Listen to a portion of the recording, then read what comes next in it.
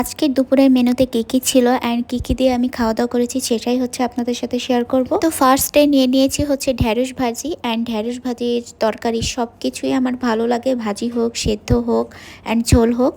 তো এটা হচ্ছে খুবই মজা হয়েছিল, এটা হচ্ছে ভাজি করে দিয়েছিল হচ্ছে ভাবি।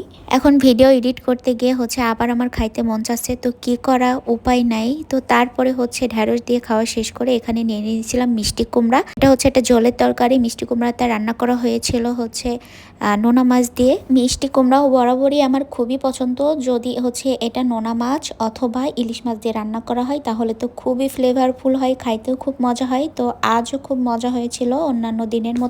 তো তারপর মিষ্টি কুমড়া দিয়ে খাওয়া শেষ করে হচ্ছে এখানে আমি একটা মাছের ঝোল নিয়ে নিয়েছিলাম, এটা হচ্ছে রুই মাছের ঝোল। তো আমার যে তরকারি হোক, যে মাছ হোক, কোনো কিছু খাইতে ইচ্ছা করলে আমি আমার আব্বুকে বলি, অ্যান্ড সেই হচ্ছে আমার হচ্ছে সকল আবদার পূরণ করে। তো হচ্ছে মাছটা হচ্ছে অনেক আগে আব্বু আমাকে দিয়ে গিয়েছিল, তো রান্না করার অভাবে খাওয়া হচ্ছিল না। তো আজকে ভাবিকে বললাম এটা একটু ঝোল করে দিতে। তো এটাই ছিল হচ্ছে আমার আজকের লাঞ্চ। ভিডিওটা সবার কাছে কেমন লাগলো অবশ্যই জানাবেন।